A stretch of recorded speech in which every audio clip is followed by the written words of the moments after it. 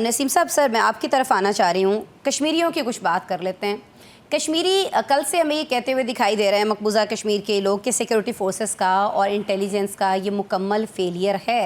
और बात हम ये कर रहे हैं कि वो एम्बुलेंसेस पहुंचने से पहले, वहाँ पे लाशों तक पहुंचने से पहले ये लोग ये हंगामा शुरू कर देते हैं और हेज़ानी कैफियत के अंदर ये बोलना शुरू कर देते हैं कि पाकिस्तान पर अटैक किया जाना चाहिए। तो सर इसकी वजह क्या हो सकती है कि फ़ौरन से सारा का सारा नज़ला जो है वो पाकिस्तान पर गिरना शुरू हो जाता है बग़ैर किसी इन्वेस्टिगेशन के, बग़ैर किसी तहकीकात के? हमें तो यही समझ में आ रहा है कि फिर ये सारा का सारा प्री प्लान था। अगर हम नौशाद साहब ने जैसे बात की, अगर हम टाइमिंग को भी देखते हैं नसीम साहब। बिस्मिल्लाहिर्रहमानिर्रहीम। आसमा, बहुत शुक्रिया।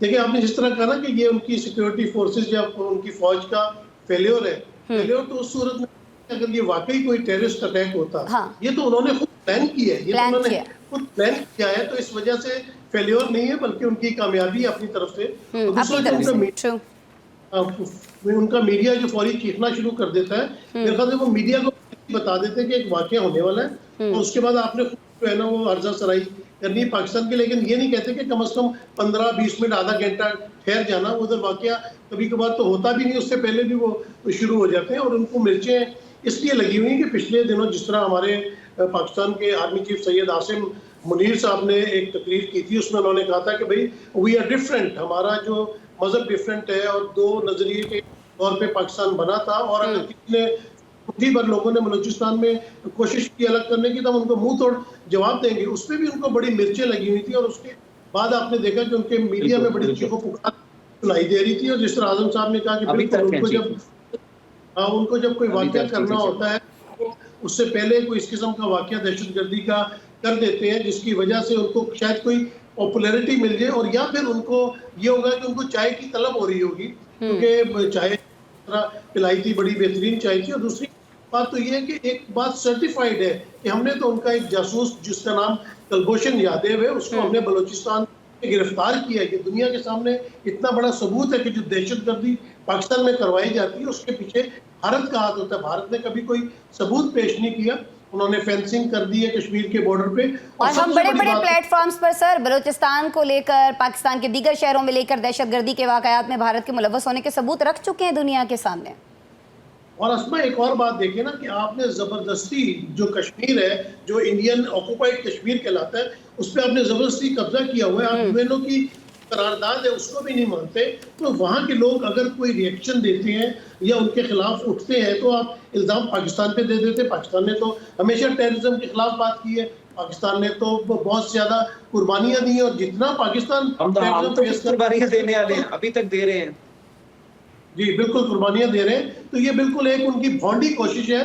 और अगर उन्होंने खुदा न खास्ता पाकिस्तान के ऊपर कोई गंदी नजर डालने की कोशिश की या कोई ऐसा उन्होंने इकदाम लिया जैसे उन्होंने 27 फरवरी को लिया था, तो उनको दोबारा मुंह तोड़ जवाब मिलेगा। और शायद अब की दफा जवाब जो है वो 2019 के मुकाबले में ज्यादा तगड़ा होगा, बिकॉज इस दफा चाहिए ऐसा ही होगा। आपको लगता है कि भारत एक बार फिर से वही अहमकाना हरकत कर सकता है जो 2019 में उसने सर की थी?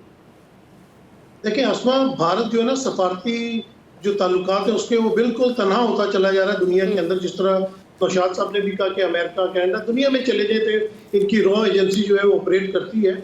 पाकिस्तान नाला रहते हैं क्योंकि पाकिस्तान इस वक्त तरक्की की राह पे गामजन है। आपने देखा कि हमसाये वाले वो चाइना हो, अफगानिस्तान हो, बांग्लादेश हो, हमारे बड़े अच्छे ताल्लुकात इस्तेमाल होते जा रहे हैं। ये किसी भी तरह एक आंख नहीं भा रहे भारत को, और उन्होंने इस मौके के ऊपर डबल फायदा उठाने की कोशिश की है कि एक फॉल्स फ्लैग ऑपरेशन किया और फौरी तौर पे इल्जाम जो है वो पाकिस्तान के ऊपर लगा दिया। हालांकि इन्वेस्टिगेशन यही कोई सबूत पेश करने चाहिए, लेकिन उनको तो सिर्फ ये मतलब जो मोदी साहब है उनको क्या मशहूर थे, वो बुचर ऑफ हैदराबाद, उनका तो काम यही है कि वो अपने लोगों को मरवा देते हैं। जितना बड़ा वाकया समझौता एक्सप्रेस का हुआ था, ये है कि जहां का इनको वीजा नहीं मिलता था वहां से अब इनको फोन आ रहे हैं, तो कुछ ना कुछ तो चढ़ेंगे ना वो पर। फिर देखिए बस वो तो होता है कि सफारती ताल्लुकात होते हैं तो फोन आ जाते हैं, लेकिन भारत की ये बड़ी कोशिश है कि पाकिस्तान पे इस तरह का इल्जाम लगा रहा है। पाकिस्तान तो खुद टेररिज्म के बहुत खिलाफ है और दुनिया में एक नाम माना जाता है। जिस तरह पाकिस्तान टेररिज्म को फेस करता है कि फॉल्स फ्लैग ऑपरेशंस को जो है वो खत्म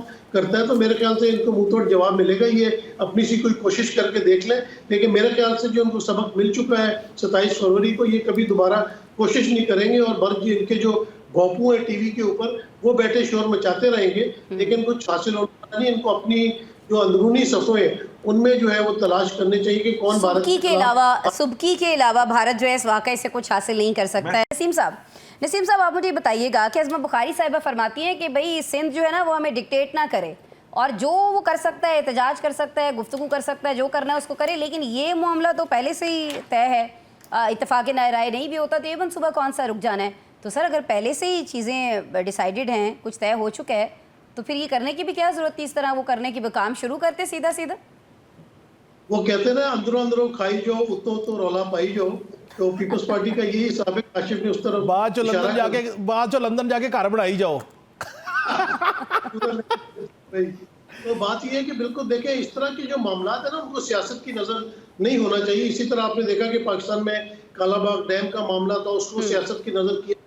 आपके जो दरिया है वो सूखते चले जा रहे हैं। आप दरियाए रावी को ले लें या दरियाए झेलम को ले लें, सतलज को ले लें, और भारत जिसके भी हम बात कर रहे थे वो डैम बनाता जा रहा है, और हम यहाँ पे एक दूसरे को डैम फुल बनाते जा रहे हैं। यानी कि बिलावल साहब को समझ नहीं है कि वो जो अगर हुकूमत में बैठे हुए हैं तो वो किस तरह बैठे हुए हैं। तो ये सियासी मामले नहीं होते, इसको सोच समझ के पूरा करना चाहिए, आवाम को बावर करवाना चाहिए। अगर तो 6 नहरें निकलनी चाहिए और पाकिस्तान की बेहतरी के लिए हैं तो बिल्कुल निकलनी चाहिए। पाकिस्तान बंजर होता चला जा रहा है। अगर आप पानी के मामले को सीरियसली नहीं लेंगे तो आने वाले वक्तों में बहुत बड़ी प्रॉब्लम हो सकती हैं। अभी आपने देखा कि क्लाइमेट चेंज हो रहा है, उसका सबसे ज्यादा असर पाकिस्तान के ऊपर है। जिस तरह गर्मियों में सैलाब आते हैं, या अभी अगर इस्लामाबाद का भी आप वाकया ले लें कि सबने वो ओले एंजॉय तो किए, लेकिन ये क्या क्लाइमेट चेंज होने की क्या वजूहत की वजह से पानी पाकिस्तान के अंदर मसाइल पैदा होते चले जाएंगे। तो मेरे ख्याल से इसको सियासत की नजर नहीं करना चाहिए और आवाम को